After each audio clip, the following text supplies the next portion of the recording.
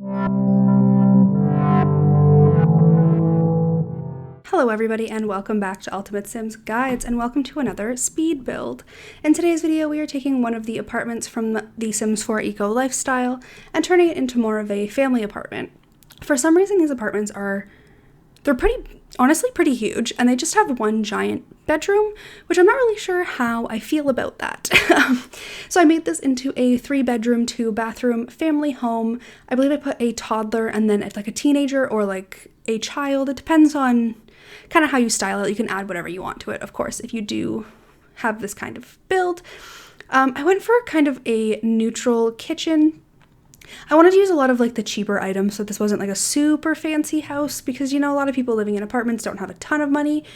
And that's cool. Like, you get the cheapest counters because really all counters do the same thing. So why spend so much money on them, you know?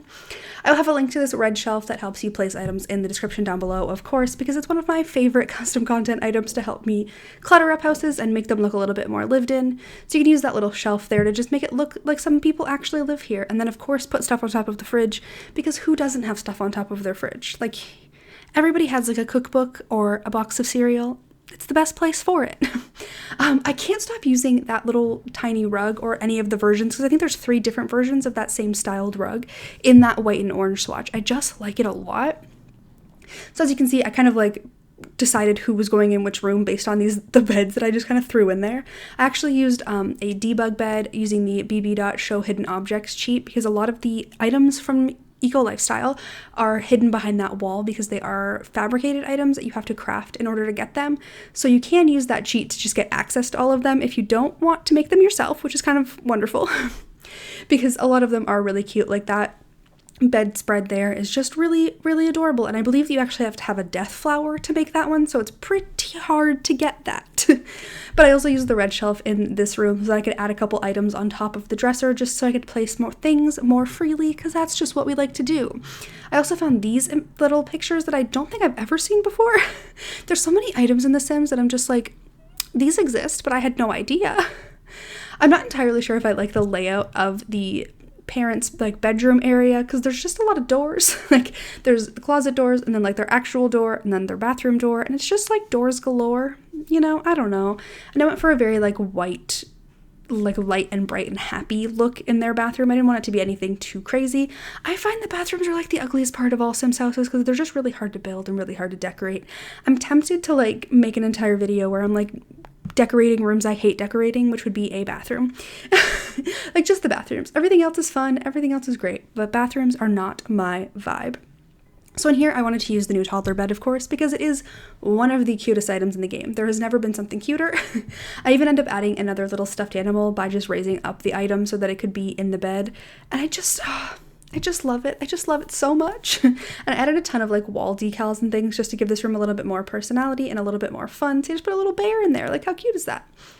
And I wanted to go for kind of neutral colors, so there is a little bit of pinks and purples, but it's mostly like green vibes, just so it could be a boy or girl. It really doesn't matter what the gender of the child is because who cares about that kind of stuff?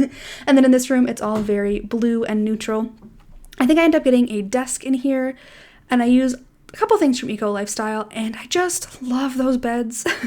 But I definitely went kind of blue and neutral and used this lamp with a little plant beside it. Plants are great. And I love adding like clutter and mess underneath kids' beds. Like if you were a kid, you had a messy bed or like a messy under your bed. Like there was stuff there. And I added a couple posters and different things on top of this wall.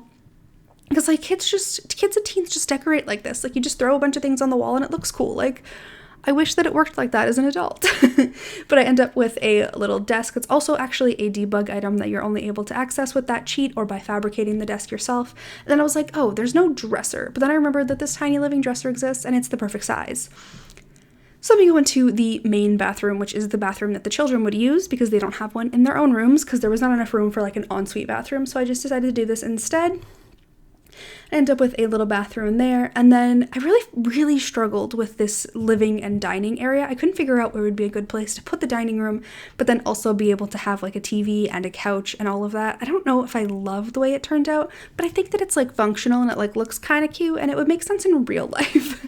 But sometimes what makes sense in real life doesn't translate that well into The Sims. This is completely not where it ends up at the end of the video, but it's fine. I'm pretty sure I even end up with a different table. So like things change, you know?